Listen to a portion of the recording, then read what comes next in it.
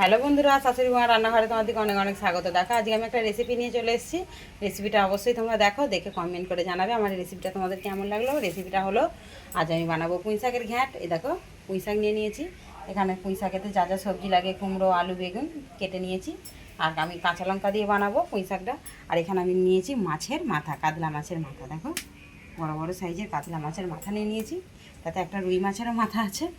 অবশ্যই তোমরা পুরো ভিডিওটা দেখো, দেখে কমেন্ট করে জানাবে আমার এই রান্নাটা তোমাদের কেমন লেগেছে। দেখো মাছের মাথা দিয়ে আমি পুঁই শাকের ঘ্যাঁট বানাবো। তোমাদের যদি ভালো লাগে অবশ্যই ভিডিওটা পুরো দেখবার অনুরোধ রইল। পুরো ভিডিওটা দেখে অবশ্যই কমেন্ট করে জানাবে আমার এই রেসিপিটা তোমাদের কেমন লেগেছে। দেখো প্রথমে আমি কড়া বসিয়ে দিয়েছি, কড়াতে তেল দিয়ে দেবো, দিয়ে মুড়োগুলো এক এক করে সব ভেজে নেবো। দেখো মাছের মাথাগুলোকে তুলে দিয়েছি,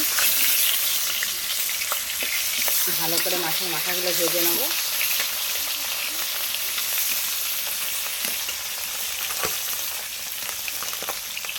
দেখো মুড়োগুলো ভেজে নিয়ে ভেঙে নিয়েছি ভালো করে। দেখো ওই তেলেতেই আমি দিয়ে দেবো 5 ফোড়ন আর শুকনো লঙ্কা, তুলে দেবো পেঁয়াজ কুচি,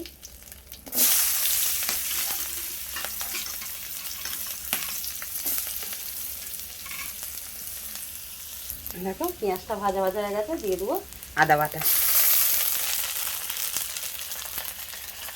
দেখো আদাটা হয়ে গেছে, দিয়ে দিয়েছি কাঁচা লঙ্কা কুচি। এবার আমি দিয়ে দেবো জিরে গুঁড়ো, ধনে গুঁড়ো, আর দেবো নুন, হলুদ, লঙ্কা গুঁড়ো। লঙ্কা গুঁড়ো বলতে লাল লঙ্কার গুঁড়ো, কালারটা সুন্দর আসার জন্য।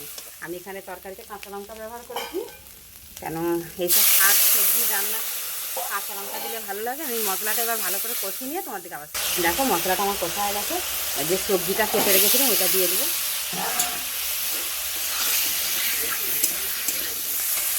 দেখো মশলার সঙ্গে ভালো করে কষা হয়ে গেছে, এবার আমি শাকটা তুলে দেবো।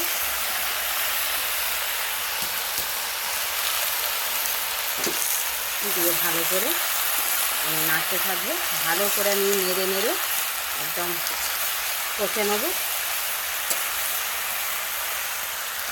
দেখো একদম কষে কষে করে নিয়েছি। দেখো একদম ভালো করে মশলার সঙ্গে আমার কষা হয়ে গেছে। আমি এর সঙ্গে এবার দেখো মাছের মাথাটাও দিয়ে দেবো, দিয়ে ভালো করে কষে নিয়ে এবার আমি জল ঢেলে দেবো। আমার কষা হয়ে গেছে বলে কড়াই লেগে যাচ্ছে, এবার আমি জল ঢেলে দেবো, দিয়ে চাপা দিয়ে দেবো।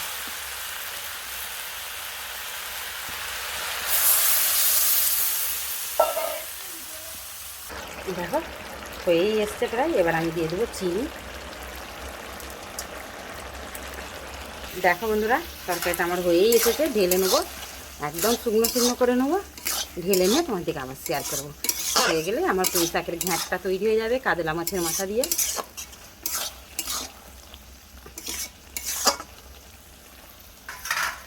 দেখো বন্ধুরা তরকারিটা আমার হয়ে গেছে পুঁই শাকের ঘ্যাঁটটা। তোমাদের যদি ভালো লাগে অবশ্যই লাইক কমেন্ট শেয়ার করে আমাদের চ্যানেলটা সাবস্ক্রাইব করবে।